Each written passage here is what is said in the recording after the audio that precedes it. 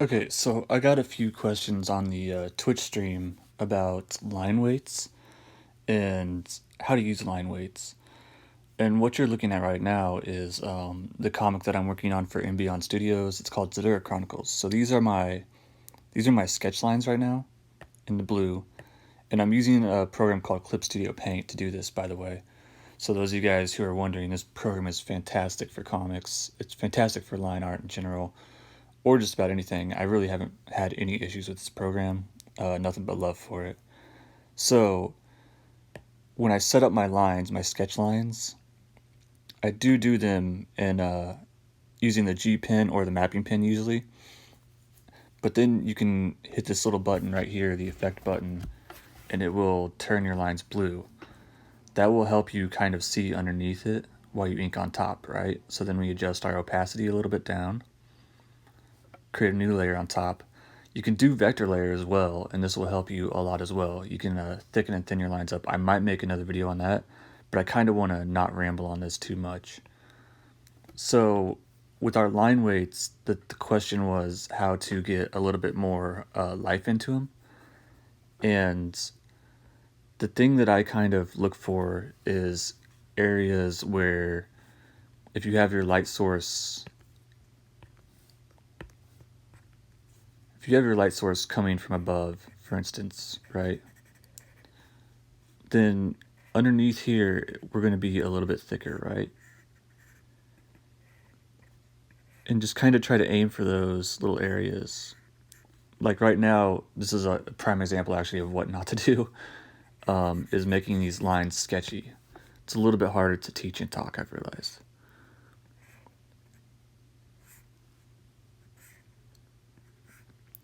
So one thing I'll kind of do here, for example, is I'll thicken this up a little bit, this collar, and even into this corner. As well as you can see, I've already kind of done it here under the chin, right?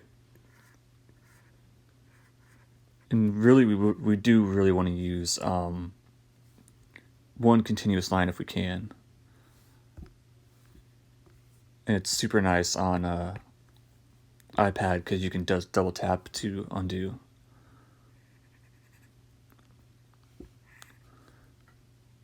So let's say we've got these lines going in here. Certain lines we won't want to thicken up too much, but like say like the underside of the nose, right? I might thicken that up and leave your interior lines a little bit thinner as well. That's another thing too, is just kind of your borders, your outside here, you can go a little bit thicker.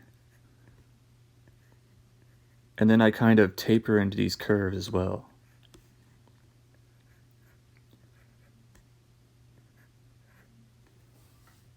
So like another example is here on her hand, right?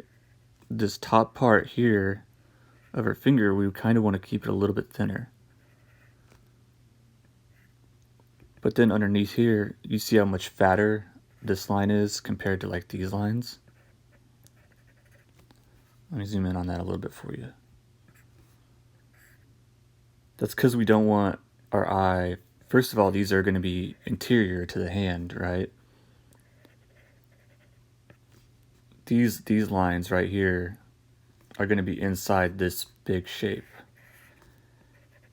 This big shape is kind of what we want to focus on because we want to see the hand, right? We don't necessarily want to be distracted by all of these lines inside. What we can hit is the underside, where that shadow is. We can kind of curve it up,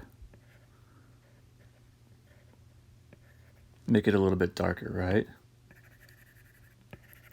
So these are pretty fucking sloppy inks at the moment, but you kind of get the idea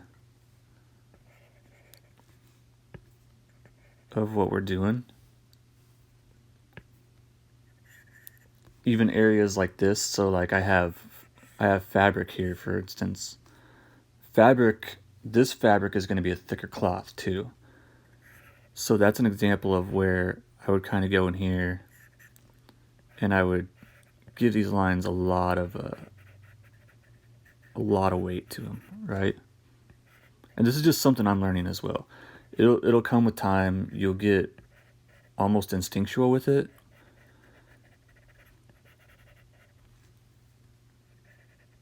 Even around these curves, I kind of taper off. So like I know we're thick up here. Maybe we don't want to do that too much, but we do have like a little shadow with this cloth kind of covering up. So definitely down here, right, on his hand. And then we keep these interior lines, these wrinkles, much thinner. Because our focus is going to be on this big shape, right?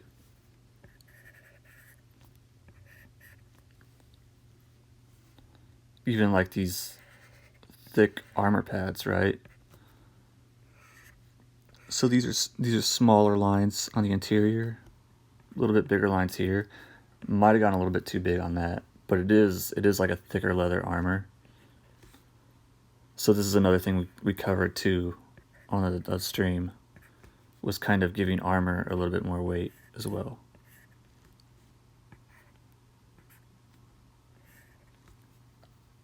So these are just a few examples. Hair is kind of another thing that is you gotta kind of experiment, see where you want to go with it. Like underneath here, I'll kind of give a little bit more weight, right? Just to kind of show that that hair is 3D.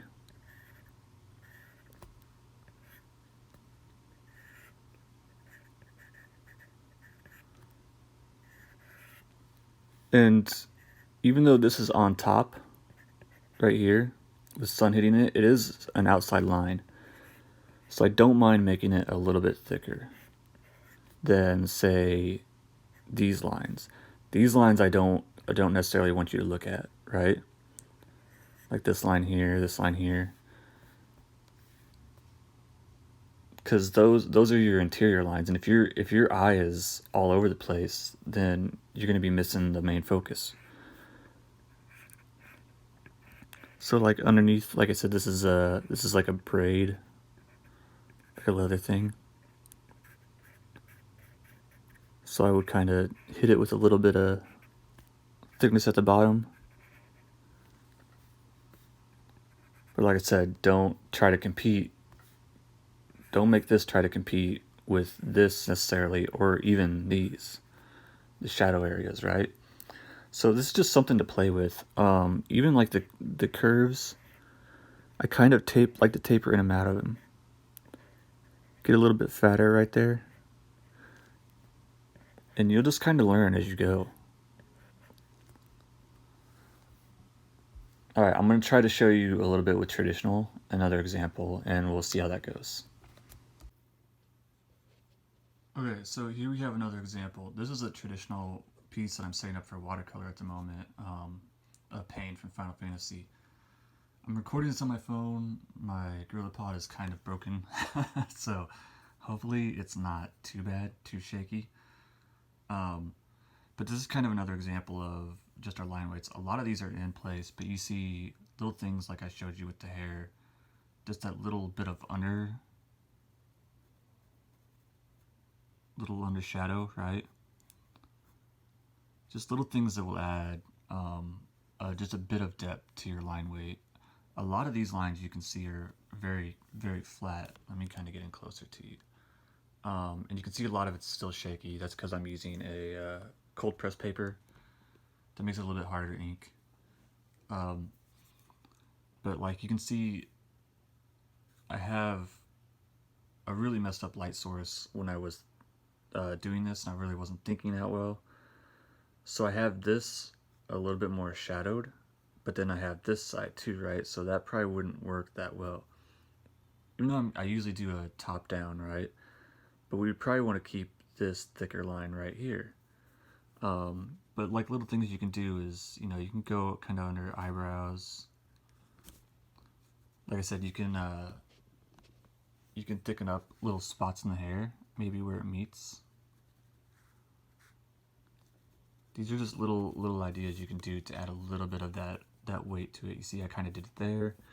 A lot of this right here is still pretty plain.